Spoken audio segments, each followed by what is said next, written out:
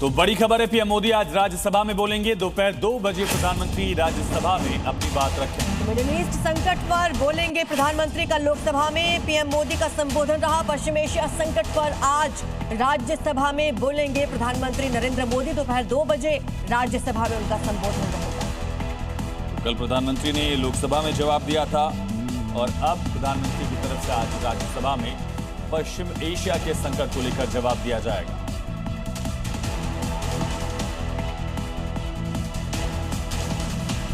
Middle east में जारी जंग की आग पूरी दुनिया को झुलसा रही है।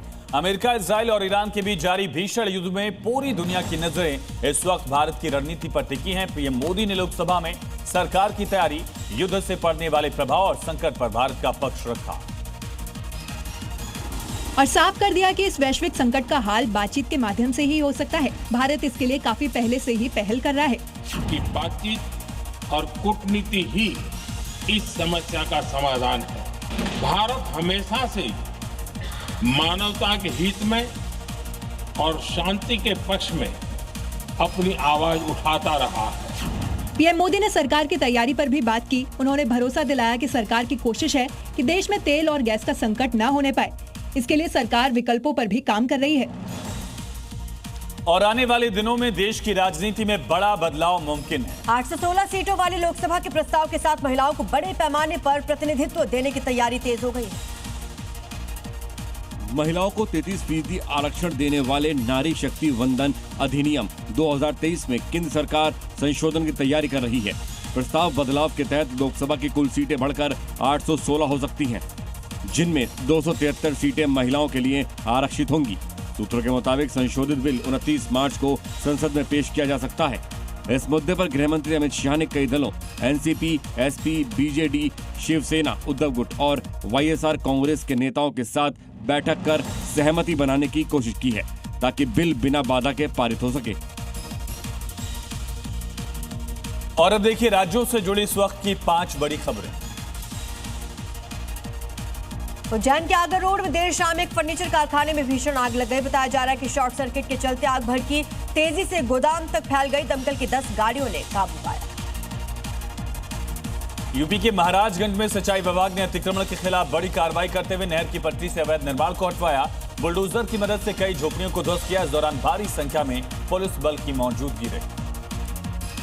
हरियाणा के सोनीपत में तेज रफ्तार कार बेकाबू होकर डिवाइडर से जा टकराई, जिसमें 2 लोगों की मौके पर ही मौत हो गई। 3 लोग गंभीर रूप से घायल हो गए। मध्य प्रदेश के कटनी रेलवे स्टेशन पर हड़कंप मचा जब एक युवक अचानक ट्रेन के नीचे घुस गया। मौके पर पहुंचे रेलवे कर्मचारियों ने युवक को बाहर निकालने की कोशिश की। कई घंटों की मशक्कत के बाद उसको बाहर निकाला गया। राजस्थान के डूंगरपुर में कई इलाकों में उस वक्त अफरा तफरी का माहौल बन गया जब डीजल पेट्रोल की किल्लत होने की अफवाह फैल गई। देखते देखते पेट्रोल पंप पर वाहनों की लंबी कतारें लग गई। गाड़ियों के साथ साथ लोग बोतल में भी तेल लेते नजर आए। और बड़ी खबर है, आज दिल्ली का बजट पेश होना है। मुख्यमंत्री रेखा गुप्ता बजट पेश करेंगी। 2026-27 के लिए यह बजट पेश किया जाएगा। 1 लाख करोड़ से ज्यादा का बजट हो सकता है, ऐसी संभावना जताई जा रही है। महिलाओं और लड़कियों के लिए इसमें कई बड़े ऐलान किए जा सकते हैं, साथ ही युवाओं के लिए भी कई ऐलान किए सकते हैं। दिल्ली की मुख्यमंत्री रेखा गुप्ता आज लगातार दूसरी बार बजट पेश करेंगी। अनुमान है कि बजट का आकार 1 लाख करोड़ रुपए से ज्यादा होगा, जिसमें ग्रीन बजट और ढांचागत विकास पर विशेष जोर रहेगा। बजट से पहले सरकार ने गिग वर्कर्स, किसानों और श्रमिक संगठनों समेत कई वर्गों से सुझाव मांगे थे। महिलाओं और लड़कियों के लिए नई योजनाओं की भी संभावना है। बजट पेश करने से पहले मुख्यमंत्री सुबह 9:20 पर गुलाबी बाग में मौजूद मां वैष्णो देवी मंदिर में पूजा करेंगी।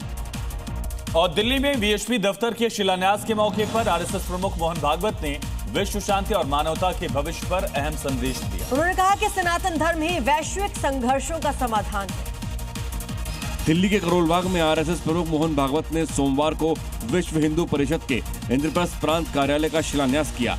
इस मौके पर आयोजित कार्यक्रम में उन्होंने जोर देकर कहा कि विश्व शांति और कल्याण के लिए सनातन धर्म का पुनर्जागरण जरूरी है। मोहन भागवत ने भारत को मानवता का मार्गदर्शन बताते हुए कहा है कि वर्तमान समय सनातन मूल्यों के पुनर्स्थापन का है।